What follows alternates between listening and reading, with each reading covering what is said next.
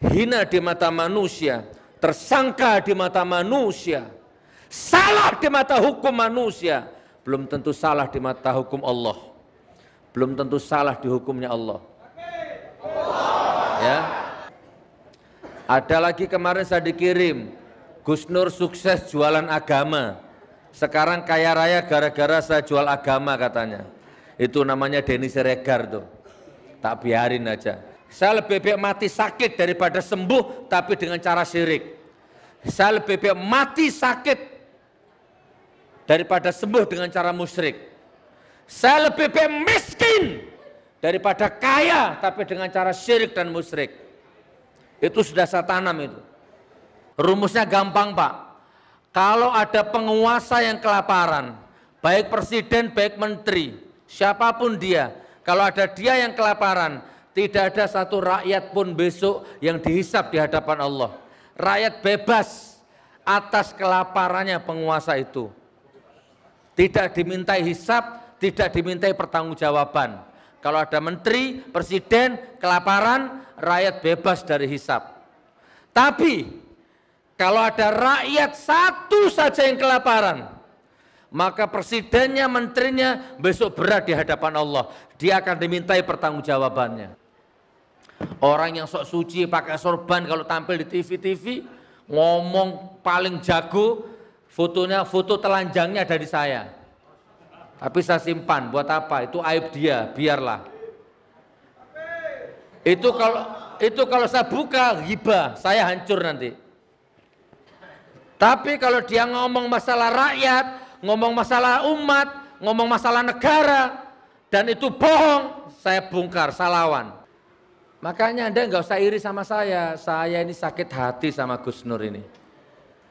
Saya ini dari kecil mondok, dari kecil ngapalkan kitab, dari kecil ngapalkan kitab kuning, dari kecil ngapalkan Quran, dari kecil saya tirakat belajar ilmu, sampai sekarang tidak diundang-undang ceramah, nggak terkenal. Gus Nur mantan bajingan, mantan tukang copet, tiba-tiba terkenal, nggak pernah mondok, nggak bisa ngaji, jangkrik misalkan ya. Ya berarti Anda ngajinya cuma syariat, nggak punya 7 tahun mondok, nggak punya pesantren, nggak jadi kiai, nggak jadi ustadz. Terus apa salah? Ya nggak salah, memang sudah sunatullahnya begitu.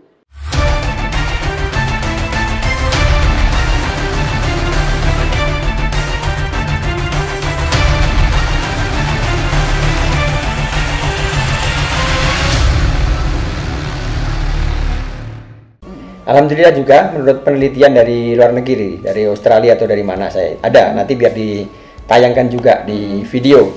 Madu Akasya Karpa ini masuk 5 besar dunia.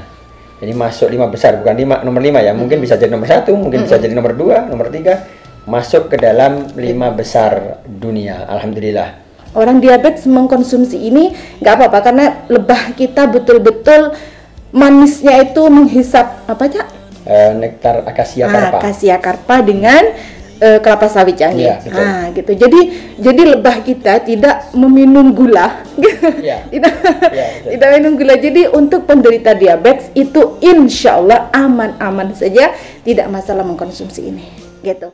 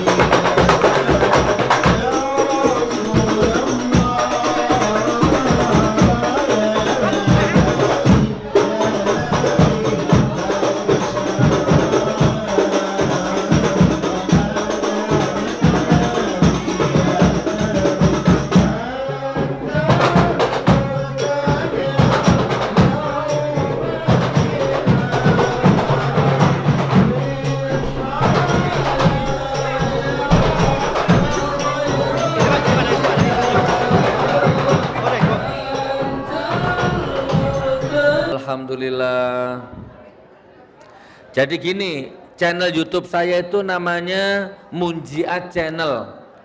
Ayo kita silaturahim dunia akhirat, walaupun kita terpisah oleh jarak, tapi ada media namanya YouTube. MUNJIAT, Munjiat Channel. Coba dibuka itu. Karena di luar sana banyak sekali YouTube yang memfitnah saya, berusaha membunuh karakter saya. Banyak akun-akun YouTube palsu yang sengaja dibayar untuk menghancurkan saya. Jadi video saya diambil, dipotong-potong, diambil yang jelek-jelek saja, dikompilasi, dikasih caption, kasih judul yang penuh dengan fitnah. Hati-hati, cari yang di Munjiat Channel. Salah benar di Munjiat itu saya pertanggungjawabkan dunia dan akhirat. Karena kalau Anda buka YouTube terus tiba-tiba muncul Gus Nur, itu belum tentu dari channel saya. Jangan-jangan dari channelnya orang-orang yang motong-motong tadi itu. Saya nggak nangis, dibilang nangis. Gus Nur nangis, kapok gitu. Kan saya belum di penjara ini. Coba, ini saya sekarang ini. Baru divonis 2 tahun. Anda tahu di YouTube itu modiar, mampus. Di penjara kau 2 tahun. Padahal saya belum di penjara ini. Saya lihat yang komentar di bawahnya itu, wow, anak dajjal, anak iblis, Gus Nur anak dajjal, Gus Nur anak iblis, mampus, mati kau wah macam-macam. Padahal belum di penjara ini. Ada yang tiba-tiba minta urunan, mau beli sapi, beli kambing, mau tasakuran karena saya di penjara. Belum tahu dia ya. Wa qul ja'al haqqu wa zahaqal batilu innal batila kana zahuqan. Imam Syafi'i di penjara, Buya Hamka di penjara, Imam Maliki di penjara, bahkan Sayyid Qutb bukan hanya di penjara, disiksa, bahkan digantung demi mempertahankan akidahnya. Semua tokoh-tokoh, ulama-ulama yang dulu-dulu rata-rata mati di penjara. Hina di mata manusia, tersangka di mata manusia, salah di mata hukum manusia, belum tentu salah di mata hukum Allah. Belum tentu salah di hukumnya Allah. Ya. Gitu. Jadi cari channel Munjiat atau cari channel yang lain, tapi kalau sekiranya dipotong-potong-potong itu berarti fitnah. Ada lagi kemarin saya dikirim, Gus Nur sukses jualan agama. Sekarang kaya raya gara-gara saya jual agama katanya. Tak biarin aja. Itu namanya otak-otak kapitalis. Yang di dalam otaknya itu hanya uang. Sekian kali sekian sama dengan sekian. Saya seminar sholat di Surabaya. Kan dulu saya sering seminar sholat khusyuk di Surabaya. Di mana-mana saya seminar sholat itu. Namanya seminar itu nyewa hotel. Yang ikut dapat makan. Makanya harus ada biayanya, namanya nyewa hotel. Seminar sholat khusyuk bersama Gus Nur. Infak 300 ribu. 300 itu untuk bayar hotelnya sama makannya. Dengan semua biaya operasionalnya. Saya sepeser pun tidak ngambil uang itu. Saya gratis. Tapi di otak kapitalis, wah, sholat dijual, dasar pelacur agama. 300 ribu kali 100 berapa? Wow, kaya dong. Coba. Itu loh namanya fitnah seperti itu. Saya pengusaha, saudaraku.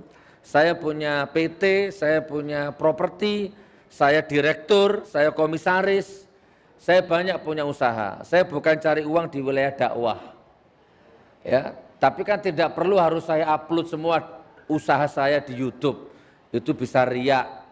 Ya, di samping riak dari segi bisnis nggak boleh diungkap, gitu kan? Tapi itulah dikira saya ini jualan agama. Nah, saya safari dakwah sudah 10 bulan ini, bukan cari uang. Saya nggak pernah pasang tarif. Sebentar ya, ini belum ceramah. Saya kasih mukadimah dulu ya. Nanti sampai jam 2 kita ceramah ini. Loh, kalau nggak percaya, tanya sama sini, sama masjid ini. Sekarang saya ceramah di masjid ini nggak tahu ini ada tarifnya enggak ini, nggak jelas ini. Ada tarifnya enggak ini? Nggak jelas, tanya sama panitianya coba. tiket beli sendiri, hotel beli sendiri, bayar sendiri. Kadang-kadang begitu. Bahkan saya sering ceramah itu ninggalin 10 juta, 5 juta. Kalau ada pondok-pondok tahfidz yang rusak saya tinggalin. Sering begitu. Saya tidak cari uang di wilayah agama, saya pengusaha. Nafas, waktu, tenaga, pikiranlah yang saya infakkan untuk agama Allah. Tapi di mata kapitalis, di mata munafik, di mata penjilat, di mata sekuler, di mata liberal, saya pelacur agama. Saya penjual agama. Tuh. Tapi nggak masalah, hidup memang harus ada orang seperti itu. Tapi dia nggak tahu bahwa saya kaya bukan karena agama. Bila perlu harga dirimu tak beli sekalian nanti bila perlu. Kaum-kaum liberal, kaum-kaum penjilat munafik itu. Gitu ya, Munjia Channel diklik. Uangnya pakai ngumrohkan orang. Katanya ada jahe, mana Pak? Oh alhamdulillah, Masya Allah. Itu ya saudaraku. Oke, sekarang yang kedua. Ini mukadimah dulu biar nggak simpang siur ya. Saya lahir di Jogja, nih biar nggak simpang siur. Bapak Madura, Ibu Jogja, blasteran Madura Jawa. Terus hijrah kemana-mana, merantau, saya potong ceritanya. Akhirnya saya sekarang punya pesantren di Palu. Saya itu diundang dakwah di Palu, Bapak Ibu. Tiba-tiba dapat wakaf tanah di sana, ada orang kasih tanah. Saya tolak berbagai macam cara karena saya nggak betah di Palu. Di Palu kan panas. Untuk apa di Palu? Saya sudah punya rumah di Jawa. Tapi ternyata Allah berkehendak lain. Ada momentum tertentu yang saya nggak bisa nolak. Akhirnya tanah itu saya terima di Jalan Zebra. Dari bandara 5 menit. Akhirnya saya bangun pondok pesantren di tanah itu. Sekarang 3 lantai itu selesai. 2 tahun saya bangun itu tanpa proposal. Ya, hanya modal YouTube ini. 2 tahun selesai, 1,3 miliar lah. 1, 2, 3 lantai. Nah sekarang ada santri 400 di sana. 80% anaknya orang kaya semua yang ngaji di sana. 20%-nya anak-anak fakir. Semua saya gratiskan. Tidak saya pungut biaya. Ngasih uang saya tolak, sudah nggak usah ngasih uang. Uangnya belikan beras, dimakan santri-santri, dimakan ustadz-ustadznya. Saya yang biayai itu. 13 sampai 15 juta tiap bulan. Tapi di mata munafik, di mata penjilat, di mata sekuler, di mata liberal, di mata jongos, katanya itu pesantren saya hoak. Katanya pesantren saya itu enggak gratis, itu Gus Nur bohong. Ada lagi yang bilang itu tanahnya mertua saya. Memang tuh aneh orang itu ya. Bisa ngomong tanpa beban tuh walaupun salah itu bisa yakin. Nah Masya Allah, jadi hati-hati di YouTube, di media sosial hati-hati ya. Saya tiap hari keliling ketemu umat. Tiap hari saya, ini sudah ada berapa ribu masjid yang antri ini mau dibangun ini. Saya betulkan rumahnya fakir miskin, peletakan batu pertama, gunting pita, masjid, tapi nggak pernah masuk Metro TV, nggak ada. Kompas TV, nggak ada. Tapi begitu saya divonis 2 tahun, semua TV masuk. Hati-hati Pak, ini pembunuhan karakter. Tapi kamu tidak akan bisa menyakitiku karena aku sudah menyatu dengan semua rasa sakit. Kamu tidak akan bisa menjatuhkan diriku karena aku sudah menyatu dengan semua nilai kejatuhan itu sendiri. Serius, kamu tidak akan bisa menjatuhkan diriku karena aku nggak cari kedudukan apapun. Kamu tidak akan bisa menghancurkan nama baikku karena aku nggak butuh nama baik. Kurang lebih begitu. Gitu saudaraku ya, urusan ini aku berdaulat. Saudaraku seperti itu ya, hati-hati ya di media sosial, hati-hati. Cari di Munjia Channel itu. Doakan mudah-mudahan semuanya lancar. Kita hidup di zaman penuh fitnah sekarang ini. Fitnahnya luar biasa. Terus sekarang Cak Roto, di Wonogiri ya. Di Wonogiri itu ada 5 kecamatan. Wonogiri itu Jawa Tengah Pak. Ada 5 kecamatan. sudah 5 bulan nggak ada air. Jadi di sana itu hidupnya hanya mengandalkan hujan. Kalau sudah nggak ada hujan, nunggu bantuan air dari kota dibawa ke sana. 5 bulan nggak ada air. Alhamdulillah, kemarin kita kirim 74 tangki air ke sana. Ini kan harusnya tugas negara, bukan tugas saya. Tapi nggak apa-apa, untuk urusan NKRI nggak usah nunggu negara lah. Ini juga bumi kita, negara kita ambil bagian lah. Saya kirim 74 tangki. Dan doakan mudah-mudahan 1000 masjid tercapai. Sekarang baru dapat 62 masjid. Musola, rumah fakir, masjid ada di situ semua 62. Tapi saya nggak pernah teriak NKRI harga mati, enggak. NKRI harga mati itu bukan untuk diteriakkan, tapi dipraktekkan. Ada rakyat miskin kenyangkan, ada rakyat nggak punya rumah kasih rumah, ada rakyat yang penghasilannya minus jangan ditarik pajak. Itu baru NKRI harga mati. Gitu, kok cuma teriak aja ya bisa, apalagi cuma di media ngomongnya. Turun ke masyarakat, praktekkan. Gitu ya saudaraku ya. Alhamdulillah, Masya Allah, la haula wa la quwata illa billahil alil azim. Oke, kita ceramah sekarang. Jadi bagaimana cara mengkonsumsi madu yang benar? Ya, kalau Anda punya botol madu, buka botolnya, masukin sendok, minum. Itu kan pertanyaan. Iya nggak sih? Madu itu diminum kapan? Sebelum Anda makan. Karena kalau saya menganggap dia salah satu probiotik atau enzim. Jadi madu itu termasuk buah-buahan atau sayuran. Jadi sebelum Anda makan, makanlah madu dan buah atau sayuran dulu. Seperti itu caranya. Berapa banyak? Setiap orang beda-beda. Cuman kalau mau ngikutin polanya sholat, saran saya setiap 5 waktu sholat, kecuali memang ada penyakit tertentu yang Anda dibatasi minum madu. Jadi kalau normal, nggak ada penyakit seperti diabetes, bagusnya minum madu itu setiap waktu sholat. Kita doain aja, baca subhanallah, alhamdulillah, wala ilaha illallah, wa akbar, sallallahu alaihi wasallam. Atau Anda baca sholat, tiupin, minum madunya. Ya Allah, jika ada penyakit dalam tubuhku yang saat ini belum hilang-hilang, semoga dengan keberkahan madu dan air ini kau hilangkan, gitu. Jadi madu itu akan menjadi tentaranya Allah lagi gitu.